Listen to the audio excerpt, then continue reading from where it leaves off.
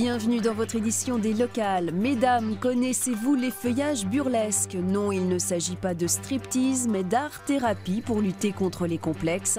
Une activité originale à découvrir à Villeurbanne, près de Lyon. Dans une tenue moins sexy, nous suivrons également les militaires de l'OTAN en exercice au large des côtes varoises. Des manœuvres navales d'envergure menées par la France. Mais avant, Edouard Ming est un Britannique heureux. Il vient d'acquérir la nationalité française et reste donc européen. Avec le Brexit, les Anglais résidant en France sont de plus en plus nombreux à demander leur naturalisation. Reportage dans le Lot. Voilà, c'est le passeport français. Ces nouveaux papiers le prouvent, Edward est désormais français.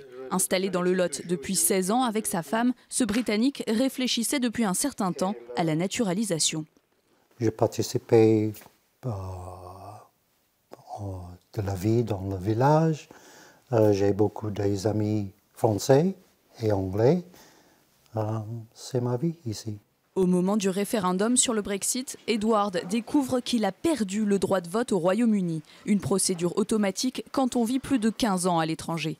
Puis le Brexit est enclenché, Edward n'est donc plus européen. Un coup dur qui s'accompagne d'incertitudes. Avec les répercussions que le Brexit pouvait avoir sur notre vie courante, donc c'était préférable qu'il prenne la nationalité française. Après 7 mois de démarche, Edward devient donc français et retrouve sa citoyenneté européenne. C'est très émotionnel.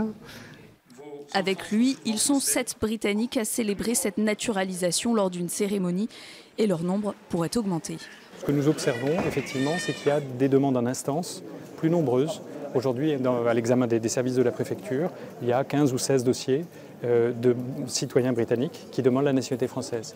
Est-ce que ça a un lien avec le Brexit, comme on l'entend dire parfois? C'est peut-être un peu tôt pour juger. Le Lot serait le 4e département en France où la proportion de Britanniques est la plus importante.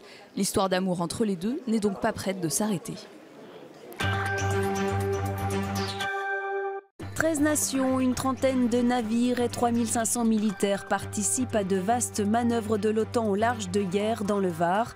Ces exercices en mer visent à renforcer la cohésion entre les différents États, mais pas seulement. Cette procédure est un test pour la France qui doit prendre le commandement de la force maritime internationale à partir de l'année prochaine. 9 heures de drôles d'individus débarquent près de la plage des Salins, à Hyères. Il s'agit de commandos espagnols. Ils participent à l'exercice de l'OTAN appelé Brillant Mariner. 13 pays sont réunis avec une trentaine d'unités sur l'eau, dans les airs et sous la mer. Répéter, échanger, il est important de se préparer. Pour ce genre soit d'exercice, soit d'opération réelle, c'est une répétition grandeur nature qui intervient très souvent le ou l'avant-veille du débarquement. Et c'est ce qui permet de caler les derniers éléments et de prendre en compte éventuellement les différents problèmes de telle façon à d'être à l'heure le jour J et à l'heure H. Les exercices se déroulent sur 2 semaines. Ce sont les plus importants de l'année. Le commandement se trouve sur le Mistral.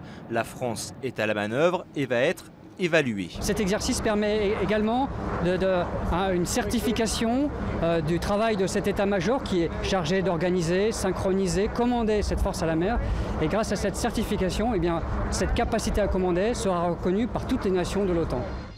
Cet exercice, c'est la dernière étape avant que la France prenne le commandement maritime de cette force multinationale. Une force capable de réagir rapidement et partout où cela s'avérera nécessaire.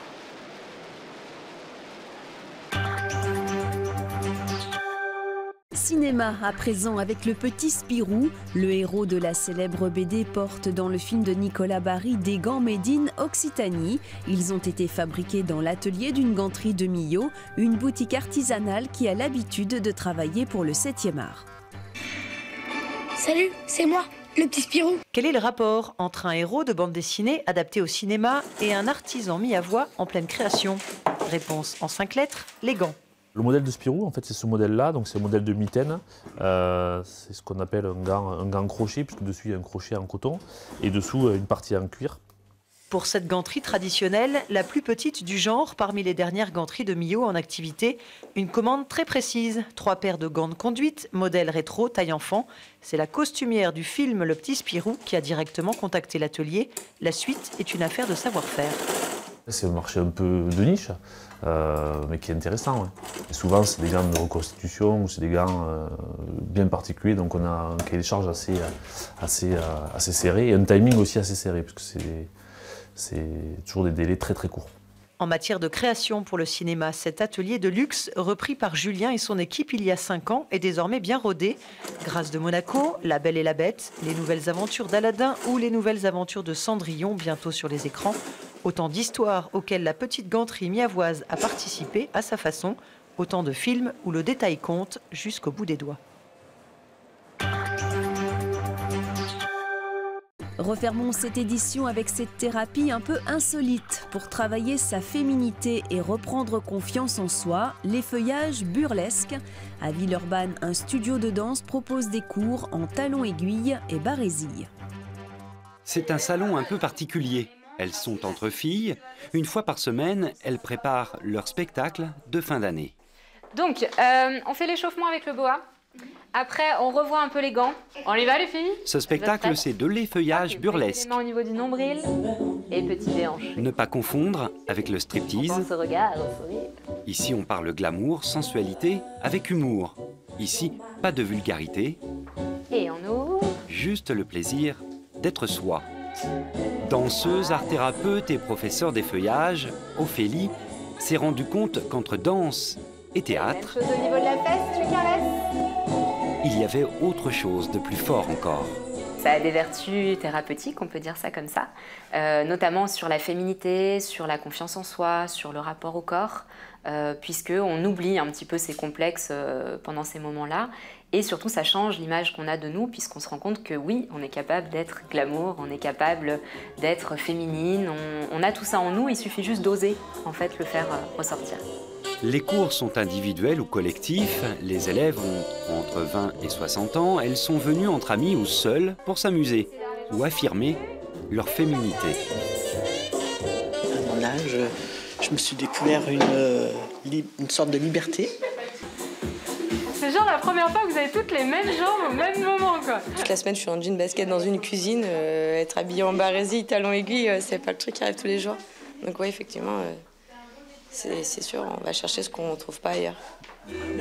Leur spectacle d'effeuillage burlesque doit être prêt pour début décembre. Il sera bien sûr question de Noël.